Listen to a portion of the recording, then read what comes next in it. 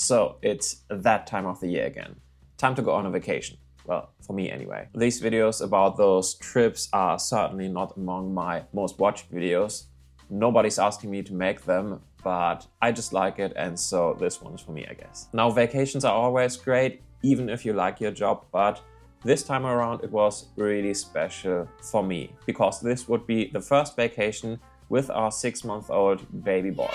And also with the new center of my universe, my Leica M11-P. Now I do work a regular full-time job, and even though I managed to take out some time out of my schedule every now and again to shoot some photos, it's really mostly about those short trips and vacations for me to really use my gear and get those creative juices flowing. And yeah, since I do have to keep all of the gear-related thoughts that I have on a trip like this to myself in order to keep my marriage intact, I guess it's you who have to suffer through a long-ass video about some other dude's vacation. Anyway, this trip was also the first time that I got to use another new camera for real, the Canon V1. I have bought this puppy with my own money and placed my order the day it was announced. I am a huge fan of small but highly capable point-and-shoot cameras, which is why I owned the original Sony RX100 and still own the ZV-1 and the ZV-1 Mark II. This V1 now has a slightly bigger sensor than its competitors from Sony. It also has lens stabilization, shoots 4K in 10-bit in C-Log3 and sports a wide-angle lens. And so I had high hopes that this would finally be the run-and-gun vlogging camera of my dreams, which is why I used it for roughly 80% of the video footage that I shot during this vacation, but I also actually used it to take quite a good number of photos. I will most likely make a full-on review and maybe even a comparison between the V1 and my small Sony point-and-shoot cameras at some point, but for now, if you're interested in the Canon V1, you at least get to see a lot of footage that was shot on the Canon V1. I did, however, also bring my Sony ZV-E1 as a more capable sort of video camera, and I used it here and there too. And yeah, I brought along 4 Voigtlander lenses for my M11-P and of course my beloved Leica Q2. Almost packed the kitchen sink as well. It was a complete overkill setup for a short vacation, but hey, I just love cameras, leave me be. Oh yeah, and since many of you are into bags and backpacks too, I decided to carry all of that camera gear in the little backpack by Companion. This is the version 2, which I bought a few months ago, and rest assured I will make a dedicated review of this backpack at some point in the near future. Alongside that backpack, I did of course also bring my beloved Oberwert Freiburg bag. Now this was a gift from Oberwert, and I have retired my small Billingham and sold my owner Bowery since I got it. It is that good. But anyway, that's enough about the gear. Let's talk about the trip, because it was a week-long trip to what I consider to be the most beautiful country on planet Earth, Italy. We decided to get up at way too early o'clock, wake up the baby, pack our car and head off before everyone else. Now I always love a good early morning drive, but watching the sunrise while you are closing in on the Swiss Alps is always a particularly beautiful experience. And knowing that this would be the first time my son would get to see the spectacle of nature too was just the icing on the cake.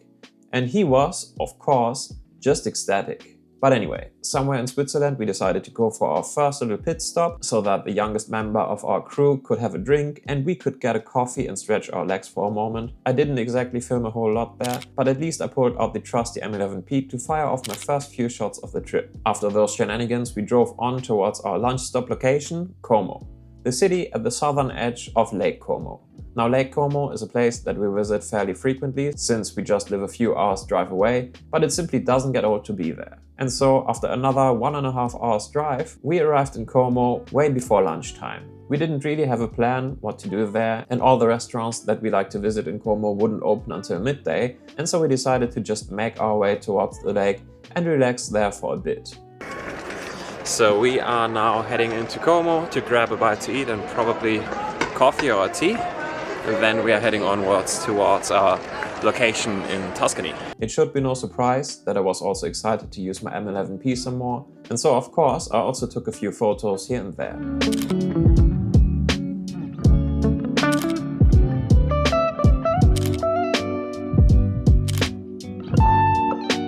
It's so different being in Como when it's just, I don't know, 20 degrees or something instead of 40.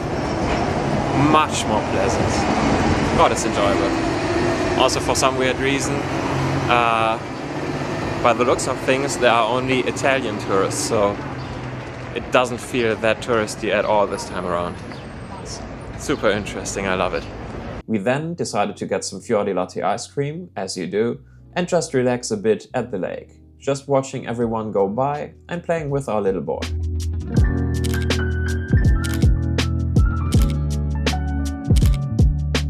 Close to midday then, we headed off to grab a quick lunch. Oh, little guy. Just as a side note, it was just lovely to see everyone interact with our little baby boy Aaron. Now, Germany is not exactly known for its warm-hearted culture, I guess, but you wouldn't find any waiter that works at a German restaurant that would just start touching or playing with any customer's baby. And truth be told, it sounds weird too.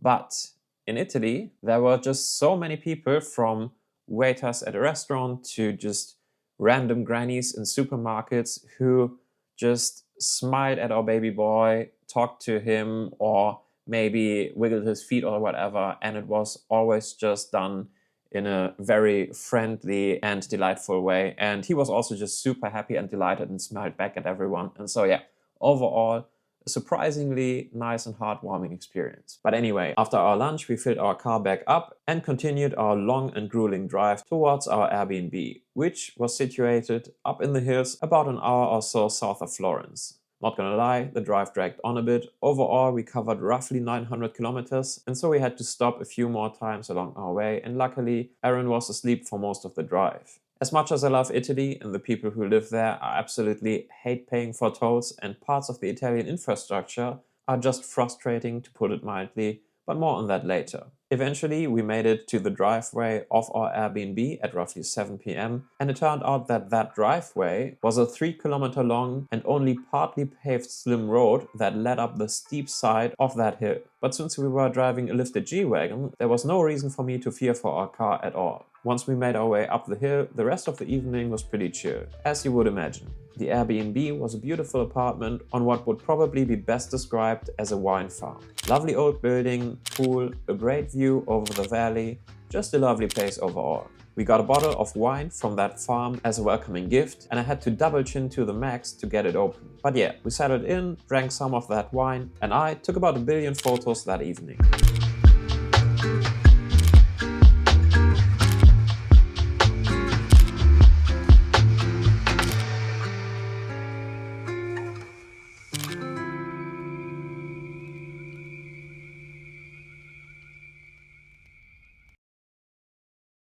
Day 2 then started with an espresso and of course with a long and drawn out photo session for me.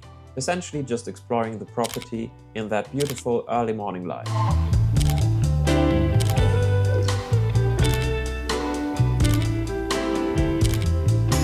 But we were also keen to explore the local villages a bit, and so at around 11 a.m. we packed up our car and made our way back down the epic Baja 1000 driveway of destiny. Just a few kilometers later, we reached the nearest village, which was called Loro Cefena, which I've probably just butchered, and we just wandered around there for a bit. And with me being a good tourist, I immediately started annoying the locals by doing some street photography. Needless to say that we also got some stuff from the local bakery and butcher, but mostly we were just taking in those lovely vibes of that small village as well as the stunning views, and Aaron loved it too. Now, considering that Loro Cefena is a small place that is not exactly super well known and only has about 5,500 people living there, we honestly weren't expecting too much. But apparently it's impossible to find any place in Italy that is not stunning. So yeah, we wandered around the town center for a bit, and embarrassingly enough, it took us way longer than an hour to find the gigantic canyon that is going right through the middle of the village.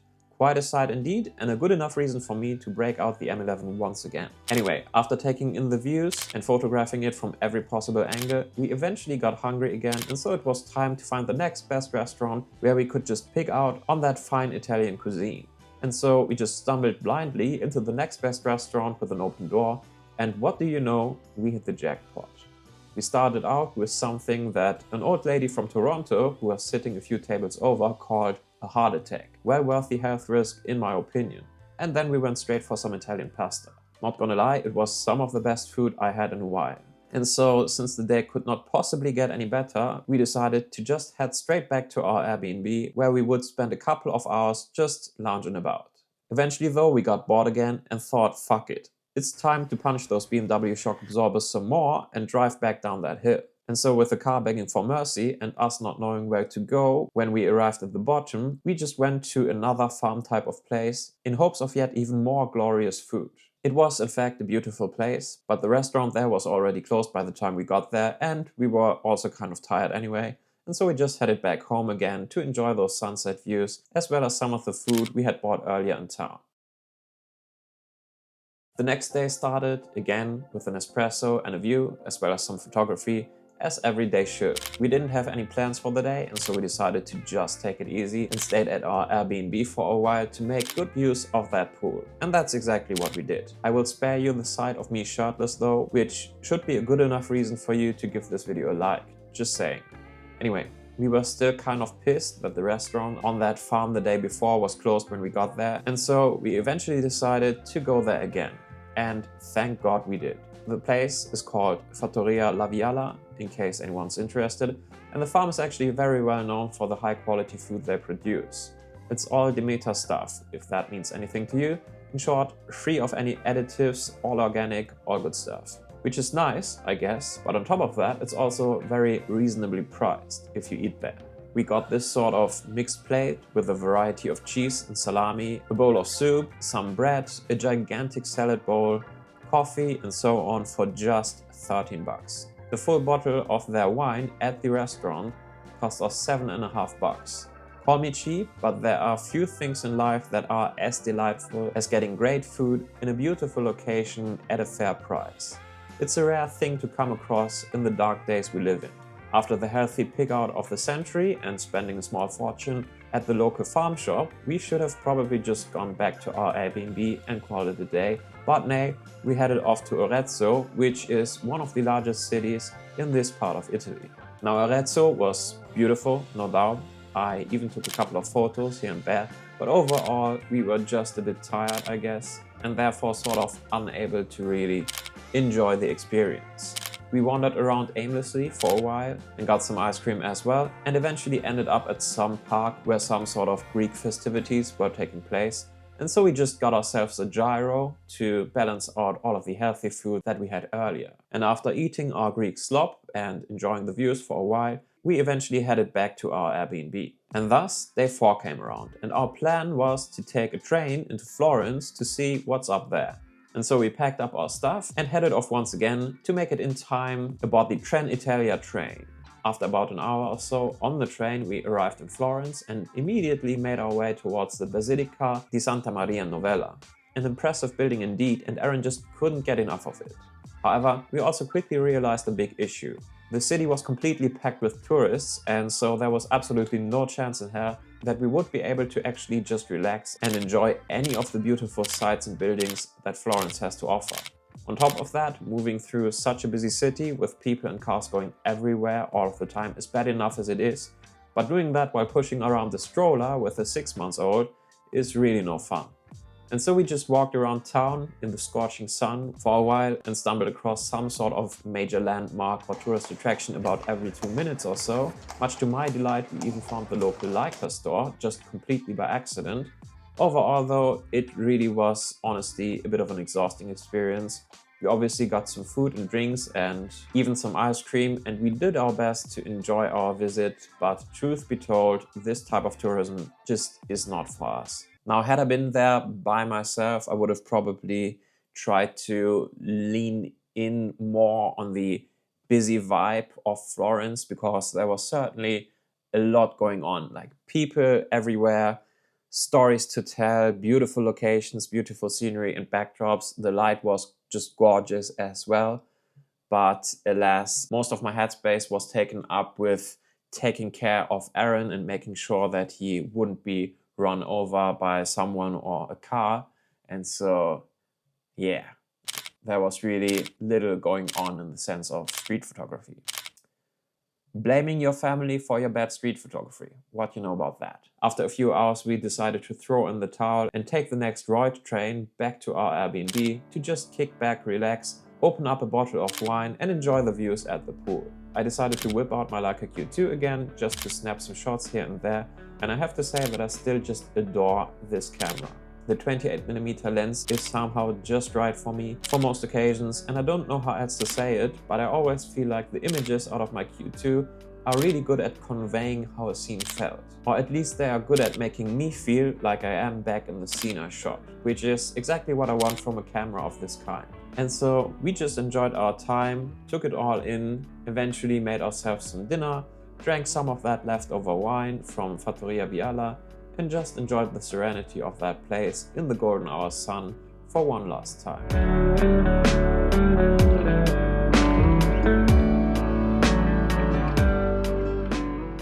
And just like that, day 5 rolled around, which was already the day of our departure. However, we decided not to go straight back home, but to split up the drive. Now the plan was to leave our Airbnb and head straight north towards a small place called Portofino. Now Portofino is fairly well known because it's just a beautiful little place where a lot of rich people hang out and come to with their yachts, I suppose. And so we were already fully expecting not to be able to find any table at a restaurant, let alone be able to afford the food there. But we still wanted to visit because it was sort of on our path anyway. And yeah, apparently it's a pretty beautiful place. However, here's the kicker, we never actually made it. It's not like we died along the way or something. We actually arrived at around 2 p.m. in the area of Portofino. But as we were making our way there, we got stuck in traffic just about 3 kilometers outside of Portofino. Now, after just standing there in traffic in a queue for over an hour and watching people whiz by on their scooters and motorcycles and some rich people in their expensive supercars every now and again, we eventually were approached by some Italian police officer who told us to turn around because Portofino was full. And so that's exactly what we did. Obviously, he told us that we could just park somewhere and take a bus into Portofino. And so we tried finding a place to park our car, which, to be fair, if we would have found one, would have been fairly cheap at like $2.50 an hour. But the place that is outside of Portofino was just completely jam-packed, full of tourists, full of cars, and there was no chance in hell to find a place to park our car. And trust me, we tried. We tried for a good while. But then there was the next issue, because in Italy, there's something called a zona traffico limitato, or something of the sort, essentially a limited traffic zone. And if you go through a limited traffic zone, which you probably won't realize you just did, unless you know what sign to watch out for, but if you did, even by accident, that mistake will probably cost you north of 100 euros. Ask me how I know. And so this time around, we were really trying our best not to get into any of those limited traffic zones, but we still did. Twice actually, because in this case there was simply nothing we could do. It was just a road that led straight ahead, and then out of nowhere this sign appeared and you had no way whatsoever to just turn around and not get into the limited traffic zone. There was no warning at all. And so yeah, while we are trying to not break any traffic laws, obviously, this was kind of infuriating and kind of frustrating as well. Honestly, maybe we missed the sign or whatever, but yeah, it sort of felt like this was done this way by design. I don't know, maybe again we missed the sign. Really frustrating to say the least. Anyway, after looking for a place to park our car while simultaneously being super paranoid not to drive into another limited traffic zone for half an hour or so, without any success I might add, we eventually gave up. Our baby boy had been really patient, but he also made it clear that it was feeding time for him and that he had enough of being driven around aimlessly with his parents arguing. And so, with our mission failed, we decided to just make a run for our Airbnb, which was located a few kilometers behind the Swiss border. On our way out of the greater Portofino area, we were, however, able to park our car on the side of a road for just a few moments, overlooking a little town and the sea for just a few minutes. which may not have been what we were looking for that day, but at the very least it was a bit of a consolation prize. And also certainly good enough to pull out the old Leica once again to take a couple of snaps.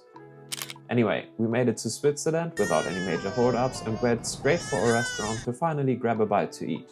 My wife went for a gigantic squid burger, which looked a bit weird but was absolutely delicious, and I got a pizza because I didn't want to come back from a trip to Italy without a single pizza. And even baby Aaron was enjoying some freshly baked complimentary bread. After finishing our dinner, we had to drive up another sketchy mountain road to get to our next Airbnb, and this time around it would be roughly 13 kilometers long. It was a slim road, which was also in bad conditions.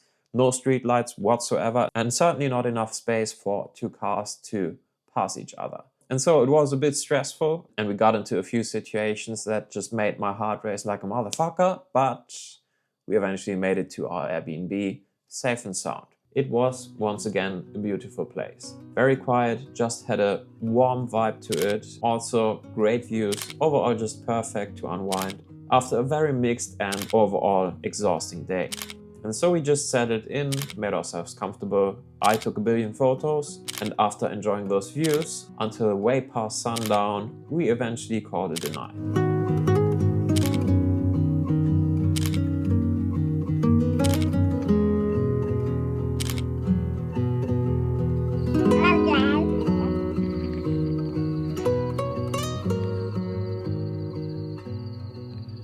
After a night full of nightmares about standing in traffic outside of Portofino and going bankrupt from paying all those fines, we woke up to the beautiful sight of those Swiss Alps again. Our last day was really just us packing up our things and driving back home, but at least we had some leftover pizza from the night before and those glorious views.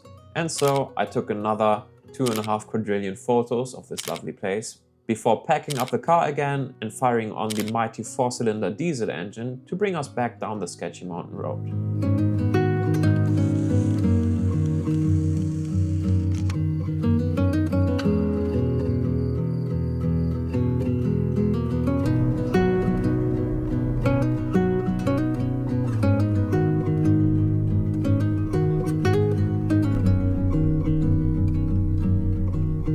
The drive dragged on a bit. Actually, it was a fucking nightmare and we were stuck in traffic for many hours, only to get greeted by dark clouds and rain on the other side of the Alps, ending it on a happy note, I guess. So, another semi-successful vacation in the bag. What have we learned here? Well, first of all, I have learned that our baby boy is just a trooper and just an absolute delight. He was super patient and just a joy pretty much the entire time, with only a few temper tantrums and blowouts here and there, which is fine in my book. Italy also never disappoints, even though those days in Florence and, well, near Portofino, I suppose, really didn't go as planned. I guess those kinds of destinations are just not what it's all about for us. With that being said though, mark my words, I will get to Portofino one day. For no other reason than for the fact that I'm super frustrated that we didn't actually make it there, even though we really invested a lot of time trying. But hey, that's how life goes sometimes. As for the gear, I loved using my M11-P, and I also am very happy with the selection of Voigtlander lenses that I have for this Leica camera. Honestly, one of the reasons why it took me so long to get a Leica M is because I kind of thought that getting a Leica M camera made no sense if I wasn't also able to and willing to also invest the money to get some proper Leica M glass as well. And don't get me wrong, I would certainly still love to own some Leica M glass, and I probably will invest in some Leica lenses at some point in the future. But for now, I'm really amazed by those Voigtlander lenses. They are fantastic in their own right. Great optics, character for days, and incredible performance across the board. I will most likely make some sort of in-depth video about at least some of those Voigtlander lenses at some point, maybe even all of them. But what I can say so far is, yeah, they are fantastic. And I mean, they are not cheap lenses by any other standard. They are just cheap compared to Leica glass. And so yeah, they should be great, but they truly also are. fantastic lenses. The M11-P itself was also great fun, and again, very happy with a good number of the shots that I got, but I have noticed that it has a tendency to get a bit warm when I'm using it in a warmer climate and keep it turned on for longer periods of time. Not scorching hot by any means, but noticeably warm. Even despite my overall love for the M11-P though, I was also just very happy to that I've also brought the Leica Q2 along once again. As much as I enjoy manual focusing my shots, sometimes, you know, it's just nice to have a camera with autofocus and IBIS, and that 28mm Summilux lens is just a joy to use. Yeah, still love that camera. I will probably not bring it everywhere going forward, but it certainly still has its place, and I'm very much still looking forward to using it a lot more in the future. In terms of the bags, I think I used my companion backpack and my Oberwert shoulder bag for about 50% of the time each. Both great in their own right, and I will have a video about my current setup with each bag coming soon too, at least I hope. Anyway, that was the first trip for us this year. I have another trip coming up later this month to the Dolomites, which I'm looking forward to very much. But I also hope that I will be able to maybe fit in a longer motorcycle road trip this year. We'll see about that. But that's all I got for you today. If you watched this video all the way through until here, thank you. You're a real one. But yeah, until next time, take care. Bye.